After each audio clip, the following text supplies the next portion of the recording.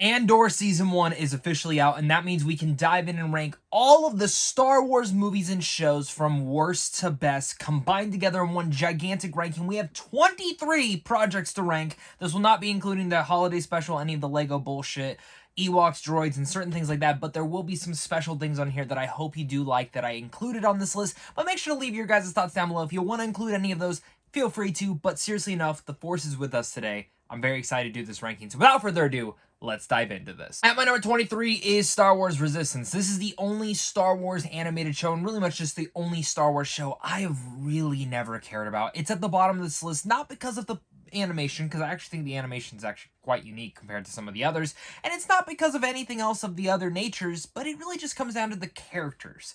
I don't care about the characters. I don't care about what they did in this show. And in fact, to be completely honest, this is the only show that I cannot remember anything about because I didn't finish it. I got halfway through and I was just like, it's not for me. Brings me down to my number 22, which is the only Star Wars movie I've only watched once, and that is Star Wars: The Clone Wars, the animated movie. Now, I was late to the train on the show because I never watched this. I just didn't care to. It looked boring, it looked stupid. But then I started watching the show, and I'm like, I should go back and rewatch it. And I did, and it's not great. It's kind of cheesy. It just feels like an extended episode from that show. And from some of the lowest points of that show, because I think that show has the highest of highs for Star Wars.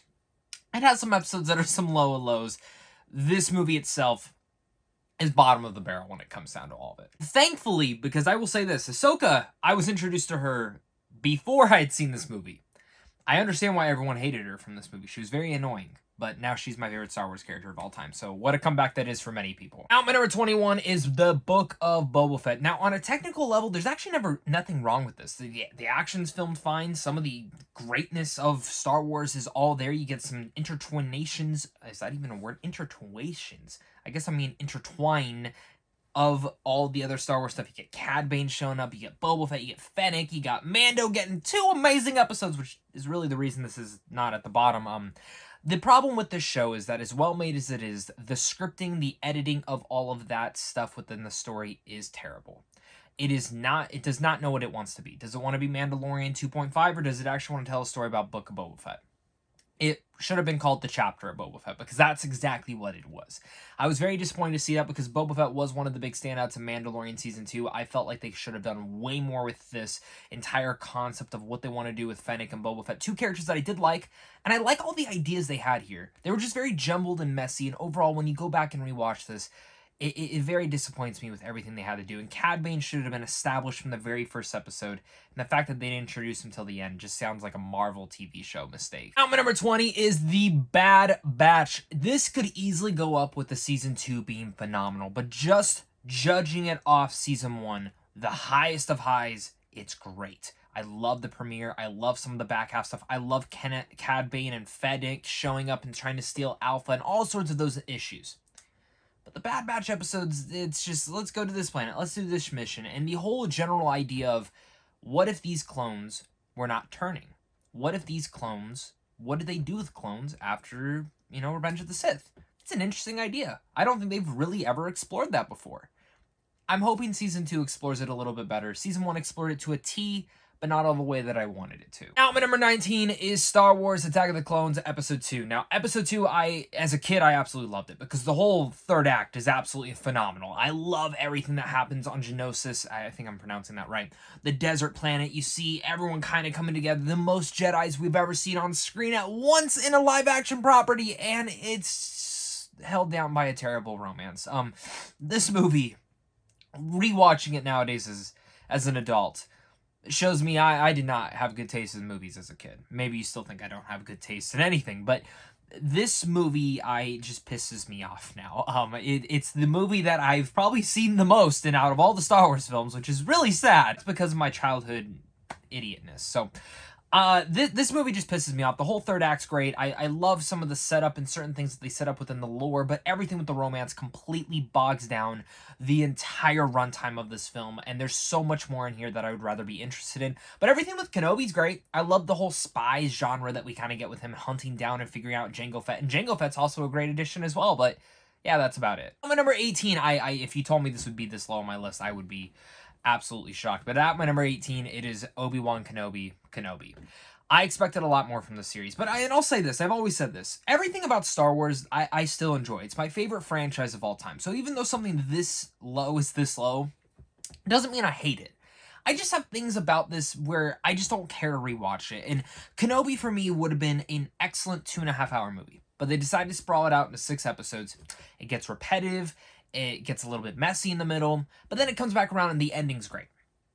I loved everything when it comes down to Ewan McGregor and dissecting a hero and a character that we all looked up to. And I think it was some of the strongest elements that they've ever done in the Star Wars universe. The problem is, it just got repetitive. And I love where they have Ewan McGregor's Obi-Wan end up at the end of this show. I love what they did with Leia. I thought that was cool. I love Vader in here. And I even started to really love Reva on my second rewatch. But also what showed up on my second rewatch was that this show, again, is just very repetitive. And I wish it was not. So when you chalk it down to it, Kenobi's filled with a bunch of great ideas, but overall executed it in a weird way, and it just feels like they had to make it a show where it should have just been a film. Now, my number 17 is Star Wars Episode 9, Rise of Skywalker. Now, I'm in the camp that I did not hate this movie. I think it actually has some genuinely good ideas that are just, again, the movie needed to be longer. It needed to be executed in a little bit of a healthier hands, but I have fun with it. Like, as a conclusion to everything, it could have been better. But as a conclusion to the sequel trilogy, it works for some ways. I hate certain things that they changed from Rian Johnson's direction, and I really wish they would have had a story leading into this if they were going to hand it off to different directors, specifically the one in the middle that is giving us the penultimate of everything. And again, Rise of Skywalker is fun. You can find fun elements to it. Seeing Rey take on Palpatine was cool. Seeing Kylo Ren work with Rey to take down Palpatine was cool. I love seeing Kylo kind of turn to the light side. I love that conversation that he has with Harrison Ford. I think there are, again, great ideas and fun segments that are riddled throughout a very messy story. As a Star Wars fan, sometimes it pisses me off, but also as a Star Wars fan, I can enjoy it for what it is. Now, my number 16 is Star Wars Episode 1, The Phantom Menace. Now, this gets the bump because I have a lot of nostalgia for this movie, and even though that nostalgia can clearly see there's a lot of issues now being an adult, I can enjoy the film. Still, like, there's just something about it, like this reintroduction to this era of Star Wars that gets me so excited. I love everything that comes down with Darth Maul and certain things that, of course, we know about Darth Maul now, but thanks to Rebels, Clone Wars, and things like that. So I think that's actually added a lot of emphasis to this character. The Qui-Gon Jinn and, of course, Ewan McGregor, Obi-Wan Kenobi taking him on in the Duel of Fates is still probably and arguably the top 3 best lightsaber fights we've ever seen in anything Star Wars. So I love that. I love the score. I love the pod racing. I love a lot of this movie. But again, because of George Lucas's directing, some of it feels a very stilt, and some of it can be very boring when it comes down to the trade conversations and everything like that. And Jar Jar Binks, you know? My fiance loves Jar Jar Binks. I know there's a lot of people out there that love Jar Jar Binks. He's fine to me. I don't hate him, but I don't love him either. Now, my number 15 is Solo, A Star Wars Story, the most honestly overly hated movie in the entire Star Wars franchise. I do not get the hate on this movie. Is it perfect? By any means, no. Is it a little bit slow and some of the pacing's a little bit meandering? Absolutely. Is this a movie that we needed? No. Is it a movie I have fun with? Yes. What is the definition of a Star Wars story? Solo. Like, I would literally say this is the definition of what the whole concept of what they were trying to do with these spin-off movies. And I enjoyed it. I love, actually, I think Alden Ehrenreich did an amazing job as Han Solo. He didn't just copy Harrison Ford. He actually did his own version of it, and I think it worked. I think Emilia Clarke is absolutely the big standout of this entire movie. Same with Donald Glover as Lando. Seeing more of Chewbacca was fun and awesome. The villain in here is a little bit lackluster, but I do like that this kind of tackled it into more of the gritty nature of the kind of underbelly for Star Wars, and that's where I enjoy Solo for what it is. It's a fun, skipping adventure across the galaxy, and that's all I needed it to be. Number 14 is Star Wars Visions. I'm a big fan of anime, and Star Wars Visions kind of brought all that to life. Now, all the episodes were not perfect, but all of them were at least enjoyable, but the ones that excelled were literally top-tier Star Wars, and a lot of that, hands down, goes into some of the lightsaber fights we got in here. Of course, the black and white Kurosawa kind of homage to everything was beautiful. The Studio Ghibli kind of beautiful touch onto everything that they were able to do. I thoroughly was engaged with what they were trying to do in Star Wars Visions, and I can't wait to see what they do in Season 2. I do think this deserves to be at least high up on this list, though, because of the creativity. My number 13 17 is Tales of the Jedi, the most surprising series that Star Wars has ever released. When this was announced, I thought this is the stupidest thing. I'm not even going to pay attention to it. But then the screeners got loaded into my account, and I said, I got a good hour. Let's watch these. And I was completely baffled by how deep and layered some of these stories were. Now, everything with Ahsoka, I definitely think could have been a little bit handled better. I understand the perspective of what they were trying to do between showing two different Jedi, one who turned into the Sith, and one who, of course, never turned to the Sith, but maybe could have gotten that prostration towards that prostration. I keep saying weird words in this, and maybe I keep making up words, but a lot of the stuff in Star Wars is made up, so we're going to go along with it. Tales of the Jedi, again, tells a story about Ahsoka and Count Dooku. Everything they did with Count Dooku, perfect. Masterpiece. Level. 5 out of 5. Love it all. It gave development to a character that truly needed the development. And each and every one of his episodes just got better and better. And it also shows, like, some of the stuff with other characters, you know, like Mace Windu, and kind of like why he got the Senate table and Count Dooku didn't. And all these things that kind of pushed him away from the Jedi and seeing the issues with the Jedi. Ahsoka, same thing.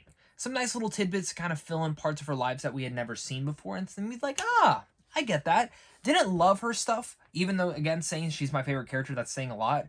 But I think Tales of the Jedi is the most surprising thing, and I was thoroughly engaged with it, and I think it adds to the Star Wars lore. Before we get to my top 12, guys, make sure to again to hit that like and subscribe button, as well as comment down below your guys' thoughts, because if the Force is with you, then you are certainly in the right place. I love talking movies and TV on a daily basis, and I'm so happy to have you guys here along for the ride. My number 12, I'm going to get shit for this, but I don't care. It's Star Wars Episode 4, A New Hope. Of course, it's a classic. It's perfect. It's exactly what it needed to be, and nostalgia fills this movie with so much greatness. The visual effects still work. It's still a fun space adventure filled with drama, anger, and one of the most best introductions to one of the coolest characters ever, Darth Vader. I love A New Hope, but when it comes down to rewatchability, I would rather rewatch everything else above this than go back and watch A New Hope. A New Hope I really only feel in the mood for once a year, and when I do go back into that once a year, I'm like, oh yeah, this is so good. But other than that, I know I'm going to get shit, so I'm just going to move on. My number 11 is Star Wars Rebels, one of the also surprising shows growing up, because I liked Clone Wars growing up, but I was like, Rebels, I hate the animation look for this. And watching the first season, I was not into that first season. I enjoyed it for what it was, but it was like, this is what everyone's raving about.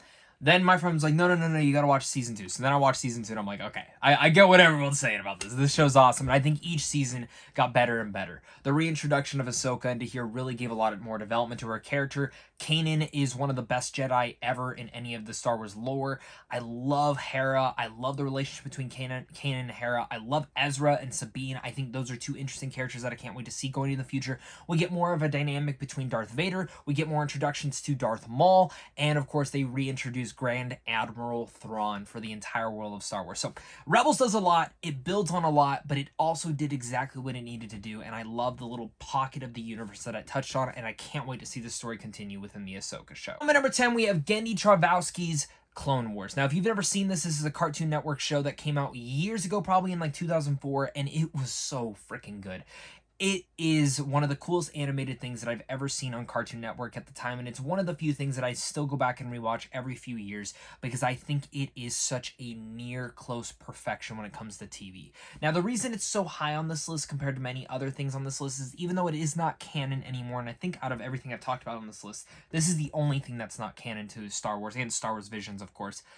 It's a nice little throwback to see where a lot of these ideas that kind of show up in Clone Wars kind of went in without. And I understand some of it's a little bit weird and wacky, but I could not get enough of this show. I love it. Really much tell you, that's the power of nostalgia right there. Now, at number 9, we have Star Wars Episode 6, Return of the Jedi. This movie grows on me every single time I watch it. As a kid, I wasn't fully invested in this one. I found it to be fun, but some of the stuff with the Ewoks, I just kind of found to be a bit weird. And even growing up, I always find the pacing so weird in this movie. Like, at one point, it's high octane, and then at times we're, like, fucking around with Ewoks and, like, dicking around on Tatooine. Itself had a lot of different ideas that it needed to go into, but again, it has one of the best space battles in all of movie history, and I truly love this movie for what it is. Now, my number 8 is Rogue One. Now, Rogue One used to be pretty damn low on my list. I still do not think this is a perfect movie. I still have many issues with this film. But because of Cassian Andor, this show has been elevated because of Diego Luna's character. I completely get the love for Rogue One. Do I love it? No. I plan on rewatching it again pretty soon, though, to kind of get my overall thing. But after Cassian Andor Season 1, my ranking has changed, and I think Rogue One is one of the more special and unique Star Wars movies in the franchise. I do like how gritty it is. I wish we got a little bit more development with all the other characters within the movie, but that is a high thing to do.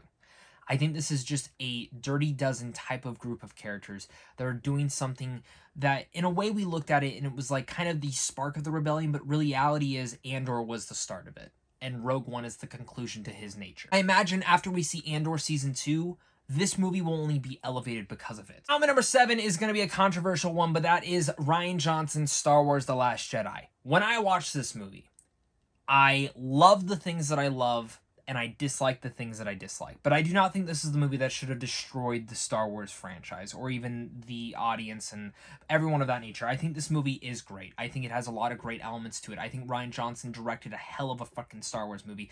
And to say this the least, the reason I like this movie so much is because of everything that happens to do with Rey, Kylo, and yes, even Luke Skywalker.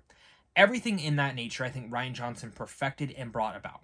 Everything with Finn and Rose, I get what he was going for. Definitely feels prequel era, and I think he did that on purpose, so I do enjoy it for what it is, but it's not one of my favorite things. And everything with Poe feels a little bit stupid, but the last conclusion to it all with Holdo, I think, was one of the best things that they could have had in this movie.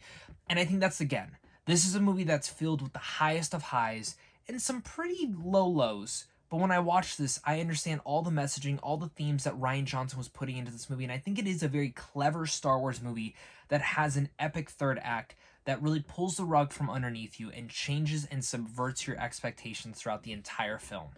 Everything that, again, they did with Kylo and Rey just made those two characters some of my favorites in all of Star Wars lore, and I respect the hell out of him for going ahead and doing what he did with Luke, because I love a good hero story, and I would have loved to see Luke go in all Star Wars lightsaber and fighting and stuff like that, but what we got in here I think was even better than I could have imagined. And I know that's not what everyone wants to hear, but it's what I have to say. Now, my number 6 is Andor. This is the best written thing in all of Star Wars history. I don't care what anyone says, this is the best script that has ever been in Star Wars history. Now, is some of the execution perfect? No, by no means no. I think some of the pacing is a little bit slow at times, but taking Star Wars and putting in the spy genre, developing a character that I did not care about at all after Rogue One, and also developing two things. Developing the start of the rebellion, the spark of the rebellion, and I guess a third thing, the announcement of the rebellion. This is a great era to finally dive into, and I was so freaking happy they were able to execute it in a great way. I cannot wait for Season 2. I think Andor Season 1 got me more hyped in a different way than, say, Nostalgia or Mandalorian possibly could, and I was just very impressed with what they did with Andor. Speaking of The Mandalorian, at my number 5, we have The Mandalorian. Now, bounty hunters and Mandalore, all sorts of things like that is some of my favorite aspects of the Star Wars lore. I love diving into that. I love exploring it, and Mandalorian is doing exactly what I want it to be and more. I wish, and this is my one thing, this is the only reason it's not higher, I wish the episodes were longer, and I wish sometimes the story didn't take a back burner to everything, but I am fully invested and cannot wait for Season 3. I think Pedro Pascal does a great job in this role. I think everyone that actually comes to take care of the Mandalorian to bring him to life is great. Grogu's introduction was great. The Ahsoka episode is still one of my favorite things about Star Wars ever. Mandalorian, just in general, is everything I could want and more about exploring a Mandalorian during this time period after the original trilogy, and I can't get enough of it. My number 4 now is Revenge of the Sith, arguably some of the best lightsaber battles we'll ever get in live action, but man, George Lucas went all out on this one, and really much giving us a satisfying conclusion to everything that we would want. Seeing Anakin turn from the dark side, and while some of the acting and some of the dialogue is still not great, it's the lore, it's the mythology, it's everything building up, and even the technical achievements they build in this movie that still make it hold up to today, and I can never get enough of Revenge of the Sith. I mean, count me in. Obi-Wan Kenobi versus Anakin, Yoda versus Palpatine, there's so many great things in here, and I can't wait to rewatch this one again. Now, my number 3 is Star Wars The Force Awakens. I know a lot of people are going to be like, Zach, this movie sucks now, dude. Like, look what they did with the sequel trilogy. I get it. But this movie I have so much special memories with. I saw this movie like 15 times in theaters. I waited outline opening day for like 9 hours with one of my best friends. And we watched the whole entire original trilogy. We played lightsaber fights with people, and we waited all joyously as Star Wars fans to watch this film. I cried when the opening crawl came out.